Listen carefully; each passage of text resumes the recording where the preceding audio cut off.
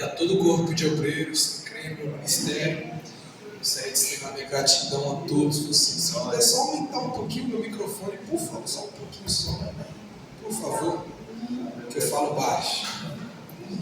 Vamos lá, abram comigo no livro do profeta Isaías, no 6º capítulo. Livro do profeta Isaías, no seu capítulo 6. Aquele que não tiver a Bíblia pode acompanhar a leitura aqui no telão. Glória a Deus. Isaías, seu capítulo 6, versículo 1. Glória a Deus. Quantos acharam? Digam amém. Amém. Glória a Deus. Diz assim: no ano em que morreu o rei Uzias, eu vi o Eterno sentado sobre um alto e sublime trono, e a aba de suas vestes preenchiam todo o templo.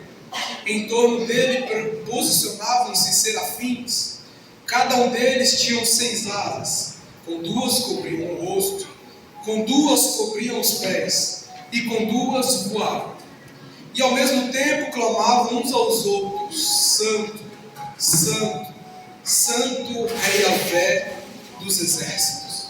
Eis que toda a terra está plena de glória do Senhor.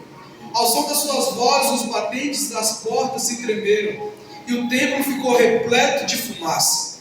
Então bradei eu: ai de mim, não tenho salvação, porquanto sou um homem de lábios impuros, e vivo no meio de um povo de impuros lábios. E os meus olhos contemplaram o Rei, o Senhor dos exércitos. Imediatamente um dos serafins voou até onde eu estava, trazendo uma brasa viva que havia tirado do altar com uma tenaz. Com ela tocou a minha boca e declarou-me: vê isto com os teus lábios.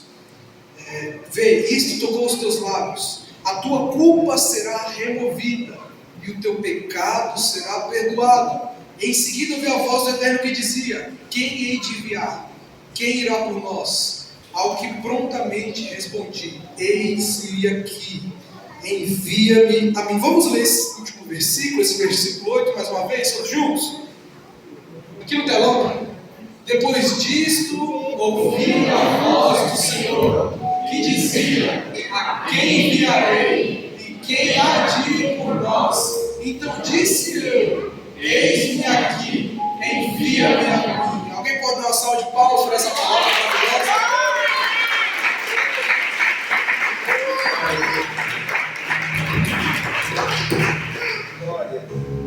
Eu me arrisco a pegar em cima desse texto, porque esse texto é um texto conhecido pela maioria, se não por todos os irmãos que estão aqui presentes nesta noite. E eu tenho certeza que em algum momento da sua vida você já ouviu falar, ou vai ouvir falar, sobre o profeta Isaías. Só que para entendermos esse texto, nós vamos dar um passeiozinho na história. Uma coisa rápida, não se preocupe. Quando o rei Salomão, filho de Davi, ele morre, acontece algo chamado reino dividido. A nação de Israel vai se dividir entre reino do norte e reino do sul. E vai ser levantado um rei para cada nação. Vai chegar um determinado momento em que o rei da nação do sul, o reino de Judá, o rei vai ser Uzias. E Uzias, ele era um homem muito inteligente. Ele era um homem que ele tinha estratégias de combate. Ele era um homem que sabia usar, ele sabia mexer com a economia. Mas o principal de Uzias era que ele era temente ao Senhor. Uzias, ele era um homem que se dobrava perante o Senhor. E Uzias, por muito tempo, ele foi considerado, se não ou mais, mas um dos reis mais santos da nação de Israel. De todos que sentaram naquele trono, Uzias se destacava perante todos. Só que vai chegar um momento em que ele se sente tão santo, tão capaz, tão digno, tão perfeito, tão puro, que ele vai entrar dentro do santuário de Deus. E ele vai fazer algo que somente os sacerdotes poderiam fazer, que o que era acender o incenso a Deus. Vai vai dizer que a soberba entrou neste homem de tal maneira que ele entrou em um lugar onde não poderia entrar e fez coisas que não poderia fazer. E qual era a alegação dele? Ele se sentia tão santo que ele se considerava mais santo do que os próprios sacerdotes. Eu imagino Uzias olhando para eles dizendo: mas por que vocês querem fazer? Eu que sou santo aqui, eu que sou o melhor aqui, eu que posso, que consigo. Mas a gente tem que entender que quem foi designado para fazer foram os sacerdotes. Então a pessoa olha para você e diz: eu prego melhor do que você, eu canto melhor do que você, eu toco melhor do que você, mas eu sou escolhido, você é escolhida. Não importa se fala que prega melhor do que você foi escolhido por Deus. E quando Deus te escolhe, Ele não depende do que você sabe fazer bem, do que você sabe fazer mal, não, Ele faz. Paulo nunca tinha pregado. Quando Deus converte o coração dele, ele sai pregando. Davi nunca tinha reinado. Ele passa por um processo, mas ele reina. Só dá para fazer se Deus nos capacitar. Nós não nos movemos porque os homens dizem, nós não nos movemos pelo que os homens falam, nós nos movemos porque Deus fala, por aquilo que o Altíssimo libera, por aquilo que Deus fala sobre minha pessoa. Paulo, quando ele escreve aos Coríntios, ele diz: eu não estou nem aí do que vocês pensam de mim. É forte? Paulo é bravo. Eu não estou nem aí do que vocês pensam de mim, e muito menos sobre o que eu penso de mim, porque meus pensamentos são enganosos. Eu ligo para o que Deus pensa a meu respeito, eu ligo para o que o céu pensa a meu respeito, eu ligo para o que Deus está vendo. Afinal, é Deus que nos vê em secreto, ou não? E Uzias, ele vai se sentir mais santo do que os outros, e vai querer entrar em lugares que não poderia, e fazer coisas que não devia. E aí eu digo, vai parecer que eu fiz no começo, mas eu vou te explicar. Há certas coisas que são de Deus, mas não são de Deus. Eu vou te explicar. Você ajudar alguém na rua é de Deus? É de Deus. Mas muitas das vezes não é aquilo que Deus quer fazer naquele momento. Por exemplo, em Atos capítulo 16, Paulo disse que ele queria pregar na Ásia. Pregar é de Deus? Tem alguém vivo aqui nessa noite? Dá glória a Deus, meu irmão. Dá glória a Deus, glória. Pregar é de Deus? Mas em Atos 16 diz que o próprio Espírito Santo impediu que Paulo fosse pregar na Ásia. Então nós não nos movemos com a nossa convicção do que achamos certo ou não. Nós nos movemos com aquilo que o céu libera a nosso respeito. Jesus diz: eu não vim para fazer a minha vontade, mas eu vim para fazer a vontade daquele que me enviou. E nesse momento a gente percebe que Uzias ele entra em um lugar que não deveria. Ele acende incêndios que não deveria. E ele recebe uma recompensa. Ah, mas Deus é mau, Deus é justo. Deus é bom, mas é justo. Então, no momento em que Uzias toma essa atitude equivocada, eu percebo que muitas das vezes é nos pequenos detalhes que nós erramos. Satanás mapeava Uzias de cabo a rabo e falava: eu não acho defeito neste homem, eu não acho a maneira que eu possa entrar nele, eu não acho a maneira de que eu possa me possuir da vida dele. Mas o próprio ego, a própria soberba de Uzias o condenou. E é engraçado como a gente vê. Qual foi o pecado de Satanás quando ele estava no céu? Subirei e serei semelhante ao Altíssimo. Ele sentia bom o suficiente para ser semelhante ao Altíssimo. Ou seja, a soberba, o ego, o orgulho. E quando ele desce para tentar Eva, ele diz: no dia que comeres do fruto serão semelhante ao Altíssimo. Ou seja, ele quer fazer com que todos caiam na mesma coisa que ele caiu. Só que eu estou pregando para uma multidão que está vacinada contra isso. Estou pregando para uma multidão que sabe que aqui é a verdade. E é aqui que nós devemos nos refugiar. Meu povo padeceu por falta de conhecimento. Conhecereis a verdade vos libertará. Ontem eu falei algo no estudo que eu quero repetir aqui. Quando no Banco da Moeda, vai parecer que não faz sentido, mas vocês vão ver que entende. No Banco da Moeda da Espanha, eles mexem com muito dinheiro. Só que muitas das vezes poderia ter notas falsas dentro das notas.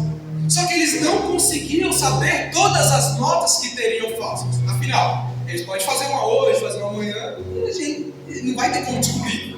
Então, qual foi o método que usaram para que eles não caíssem em notas falsas?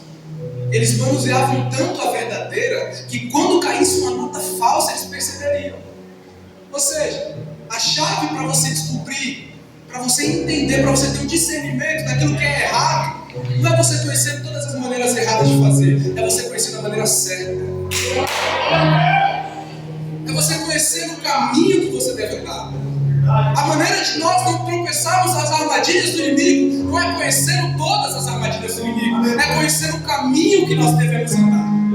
A maneira de não entrarmos pelas portas que Satanás abre é conhecendo o caminho, a verdade e a vida. Então Uzias ele vai cair neste ano. E neste momento vai dizer que, meu Deus, como ora passa.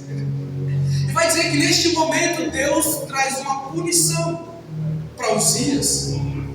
E vai dizer que Deus coloca uma lepra no meio da testa dele.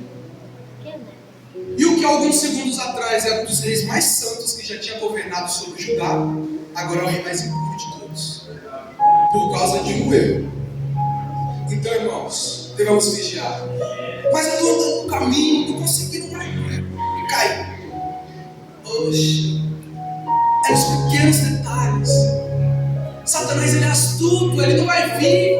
Ó, você ganhou R$1 milhão aqui, vai tudo roubado. Não, ele sabe que você não vai cair nessa. Afinal de contas, é muito óbvio. Ele vai vir no simples, um pouco. Daquilo que a gente fala, será que é? Será que não é?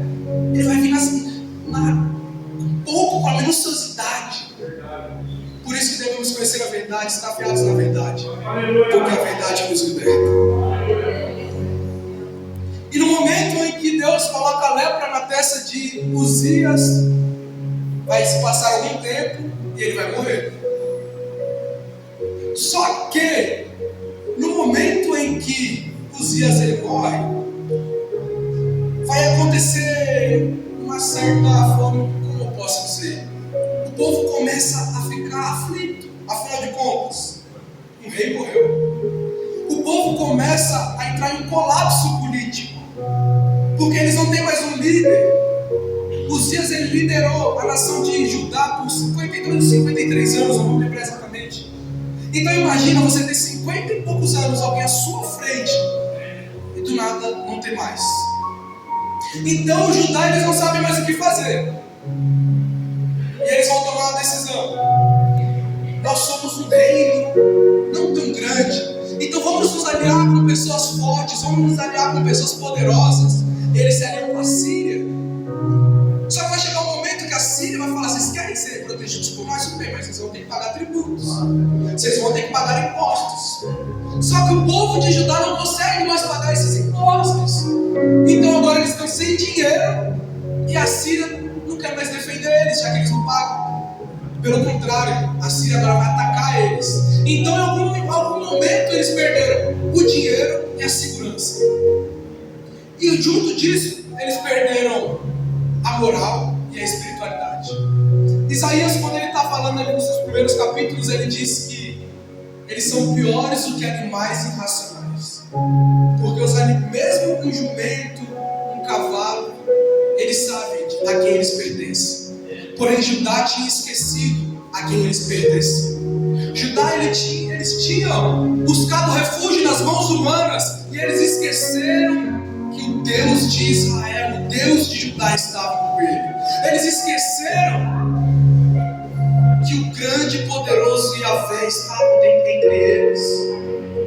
E é nesse cenário, tente imaginar comigo, meu irmão, imagina. Vamos supor que a gente não vive numa democracia assim que tem vice-presidente. Imagina, o presidente morre. A gente toma uma atitude como povo equivocado. Estamos sem dinheiro, estamos sem segurança. O que a gente vai fazer? Bom, vamos recorrer aos mais importantes. E o povo recorre a Isaías. Só que Isaías, ele vai fazer o quê? Nada. Vai dizer que ele vai até o templo.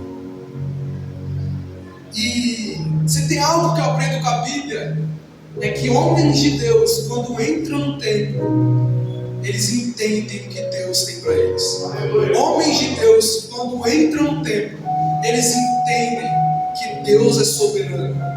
Eu me lembro do Salmo 73, Asaf, ele está passando por uma crise existencial. Ele está dizendo: será que vale a pena ser fiel? Será que vale a pena lavar minhas mãos da inocência? Será que vale a pena realmente eu adorar esse Deus? Está tudo dando errado, está tudo difícil. Mas no versículo 17 diz que ele entra no santuário de Deus. E aonde havia trevas começa a haver luz. Da onde havia tristeza começa a haver alegria. Da onde tinha morte agora tem cheio de vida. E da onde não tinha esperança, Deus entra. E Asaf entende que Deus é soberano na vida dele, que mesmo ele sendo afligido, que mesmo ele passando por certas circunstâncias, ele era um homem de sorte. Sorte não, né, irmão? Ele era um privilegiado, porque ele tinha um Deus do lado dele. Tinha um homem, um certo homem de Deus, que ele dizia: o homem mais pobre é o homem que só pode oferecer dinheiro, mas o homem mais rico é aquele que tem a presença do Altíssimo. O que faremos com o dinheiro? Vamos adorar ele? Não vamos. Ele não vai nos livrar de certas ocasiões, mas eu tenho certeza que Deus nunca nos abandonou. Deus nunca nos abandonará. Me mostra, de Gênesis a Apocalipse, Deus chamando alguém e abandonando ele depois. Não tem. E por que você acha que ele vai te abandonar? Por que você acha que as promessas que ele fez para você não valem mais? Por que você acha que ele disse para você foi tudo em vão? Você acha isso, irmão? Por quê? Em momento algum na Bíblia Deus abandona os seus profetas. Em momento algum na Bíblia Deus abandona alguém. Não abandona. Ele até pode sair em silêncio, mas ele não abandona. E Isaías, ele vai entrar no templo. Que atitude equivocada, né? Tá tudo dando errado. Tá tudo feio, tudo tá triste. Imagina você vendo o seu povo sendo afligido. Você vai, escolhe ir para o templo. Nós aprendemos coisas na Bíblia que nós deixamos passar. A gente lê esse texto aqui corrido, a gente fala: mas não, a gente entende que Isaías está tudo dando errado, está tudo indo por água abaixo, mas ele está no templo de Deus, ele não virou as costas para Deus. Coisa linda, a pessoa que é afligida, acontece coisa ruim, mas eles não abandonam a Deus, eles não viram a sua face. Porque Isaías, ele entendia que independente da circunstância que o rodeava, não importava onde ele estava, mas sim onde os olhos dele estavam. Não importa se Daniel está na Babilônia, a janela dele está virada a Jerusalém. Não importa se você está com medo, se está difícil, se está sendo afligido, está complicado, você fala: meu Deus, eu não sei mais o que fazer. Mas eu conheço um Deus que pode sarar tuas feridas, curar, te libertar de todo mal. No momento em que você estiver sentindo, Deus é tão magnífico, que Ele é tão grande para segurar o universo com a palma de suas mãos, mas Ele também Ele se faz pequeno para você poder te abraçar. Ele se faz pequeno para Ele poder estar ao seu lado no momento em que você está angustiado. Deus, Ele é tão magnífico, e Ele se faz presente aqui nessa noite. Ele é tão grandioso, e da mesma forma que Ele está aqui, Ele também está visitando seus entes. Da mesma forma que Ele está aqui, Ele está visitando sua casa. Da mesma forma que Ele está aqui, Ele está visitando a sua família. Da mesma forma que Ele está aqui, Ele está visitando a sua saúde, o teu financeiro, o teu trabalho. Ele colocando, ajeitando tudo que está fora do lugar. E Isaías está no templo. Está tudo dando errado. O povo está lá, Isaías está lá no templo, lá. E carpinar uma coisa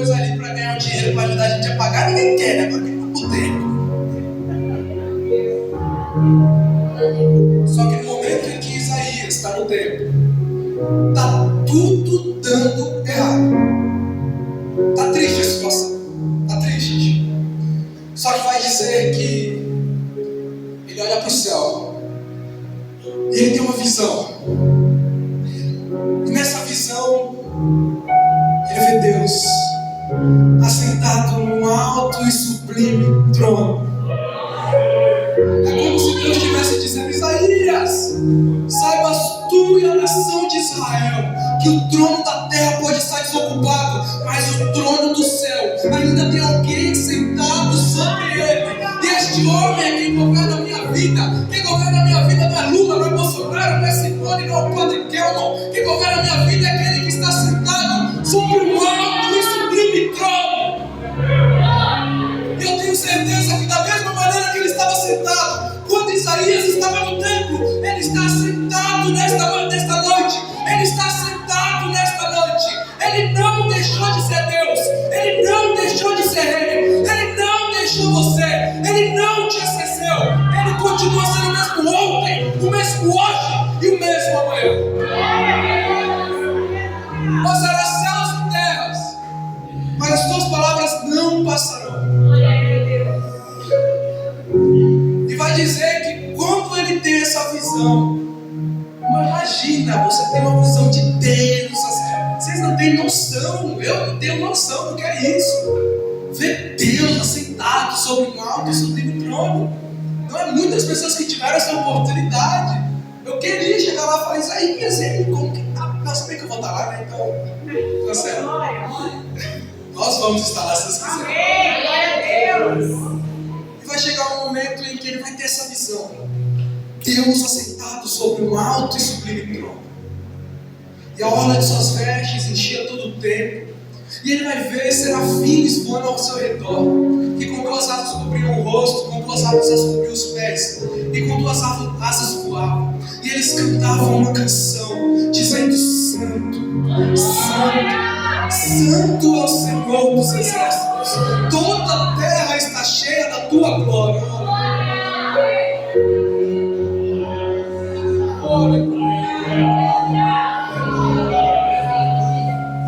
Isaías, ele tem uma pregação um pouco diferente da minha. Eu tenho uma pregação assim, pregando de boa aqui, não estou batendo em alguém, não estou batendo em ninguém. João Batista já, raça de víboras.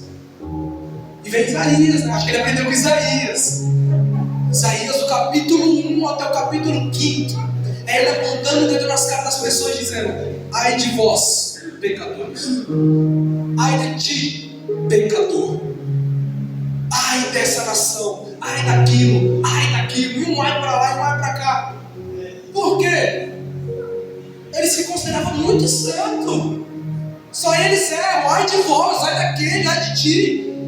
Só que no momento em que ele tem um encontro com o santo verdadeiro, aquele que está sentado no alto trono, ele diz: ai de mim, que pereço, pois sou homem de lábios impuros e habito dentre um povo de lábios impuros. E no momento em que ele diz isso, ele está dizendo: Senhor, eu não sou capaz. Eu achei que eu era capaz até aqui, mas contemplando a beleza da tua formosura, Deus, não dá.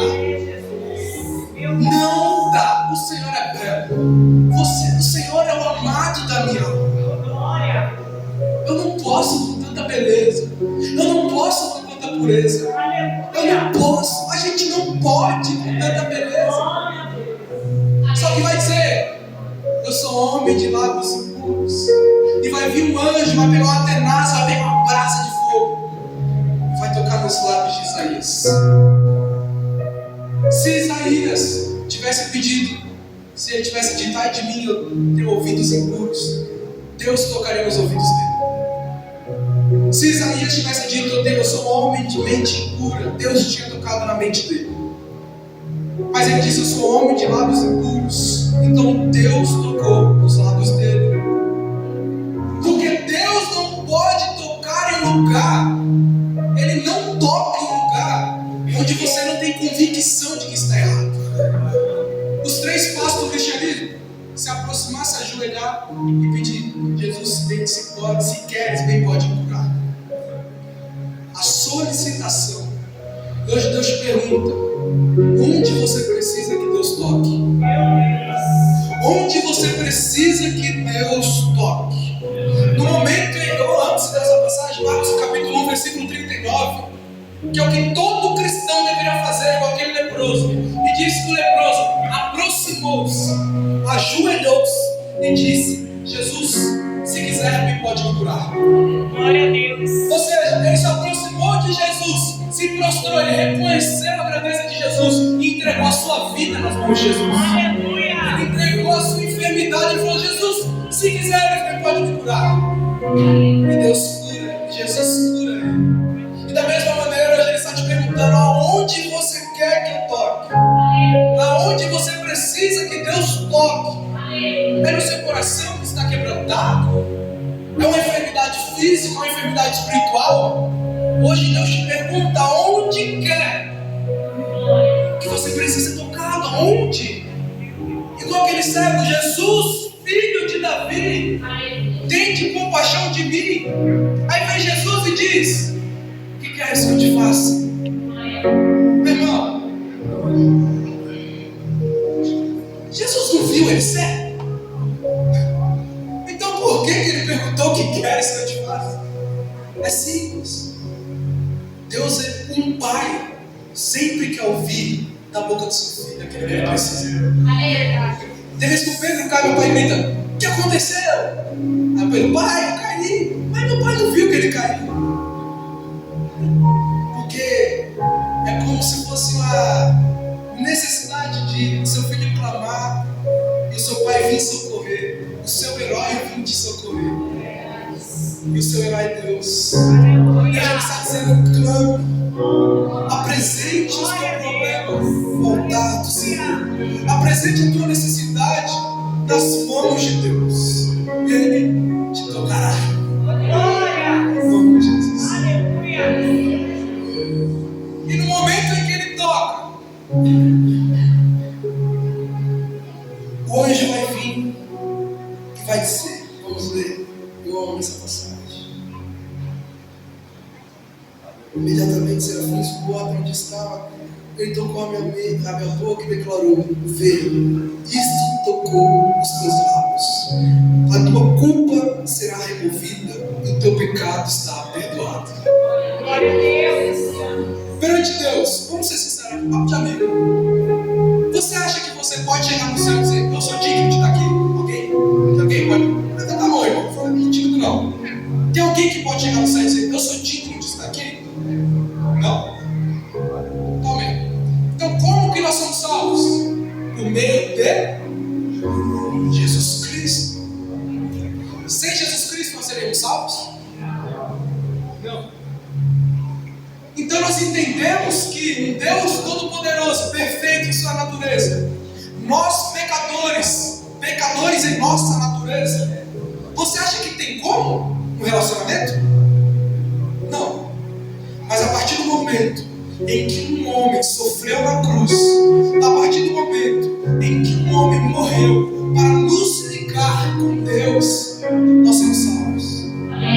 Como ele disse, estamos todos destituídos da glória de Deus, mas mediante Cristo Jesus nós somos salvos. Porque enquanto ele morreu naquela cruz, enquanto sua carne era rasgada, nossas feridas eram curadas. Enquanto ele era exposto em vergonha, a nossa nudez era coberta. Enquanto ele recebia o castigo misterioso da ausência do próprio Pai, nós éramos reconciliados. Então, por intermédio de Cristo Jesus, nós somos salvos. Nós somos pecadores? Somos. Mas Evangelho significa boas novas, e boas novas de Cristo Jesus, que morreu por mim e por você, mas ressuscitou ao terceiro dia, está vivo, ele não morreu. Ó morte, onde está o teu poder? Como poderia desvanecer em trevas o sol da justiça? Como poderia sucumbir sob o castigo de Deus aquele que suporta sobre si todo o castigo, pois é Deus? Como poderia? Ó morte, onde estás? A morte é vencida pela vida. Ele vive e eu posso crer no amanhã. Então, no momento momento em que Isaías ele é tocado, ele tem seus pecados perdoados. E hoje, levanta sua mão comigo, irmão. Diz assim: Deus, perdão meus pecados. Era o próximo versículo. Versículo 8. Em seguida ouvi a voz do Eterno que chamava: quem hei de enviar? Quem irá por nós? Ao que prontamente respondi: eis-me aqui, envia-me a mim. Coloque de pé, só para você.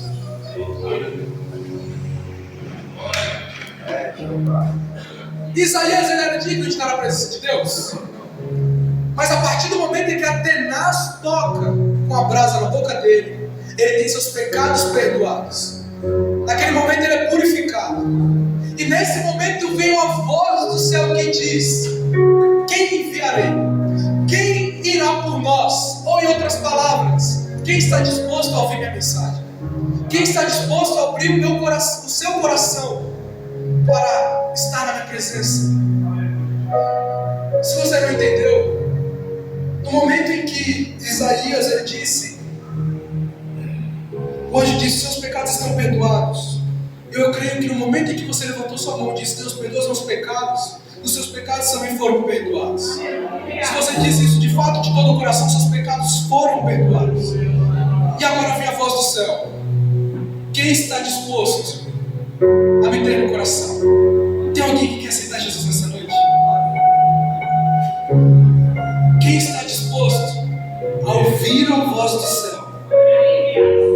Quem está disposto a ouvir o Eterno dizendo, o Eterno te restaurando, o Eterno te libertando e o Eterno te enviando para pregar as boas novas? Tem alguém aqui que quer aceitar Jesus nessa noite? Tem alguém aqui que está afastado dos caminhos do Senhor e hoje quer retornar para a presença de Deus? Tem alguém aqui que por um momento diz: Deus, perdoa-me. Deus te perdoou, você foi tocado, mas em algum momento você disse: ah, não é isso que eu quero. Saiu da presença. E hoje Deus te faz um convite. Quem ouvirá a voz do céu e quem abrirá o seu coração para receber o poder de Deus, para receber o Espírito Santo sobre sua vida? Tem alguém que quer aceitar Jesus nessa noite, meu irmão? Tem alguém? Porque no momento em que Isaías é tocado, no momento em que os seus pecados são perdoados, ele não só recebe o livre acesso a Deus, mas ele também recebe uma autoridade do céu para pregar as boas novas. Quanta gente precisa ser alcançada pela sua vida? Quanta gente precisa ouvir sua voz? Quanta gente precisa ouvir o que você tem a dizer? Só falta um passo. Tem alguém aqui que quer aceitar Jesus nessa noite? Tem alguém aqui que quer dar esse passo? Tem alguém aqui que por algum momento, poxa, caí, igual Asaf estava naquele momento, ele disse: não sei se vale a pena lavar as minhas mãos na inocência. Só que no momento em que Asaf entrou no santuário de Deus, Deus se manifestou para ele. E hoje Deus está se manifestando para você. Hoje Deus está te abraçando, mas você precisa dar o primeiro passo. Tem alguém aqui que quer aceitar Jesus nessa noite? Ou que quer se reconciliar com Jesus nessa noite? Tem alguém, irmão? Tem alguém? Amém. Que Deus conceda uma nova oportunidade. Em nome de Jesus. Os irmãos podem partir do Senhor. Glória a Deus.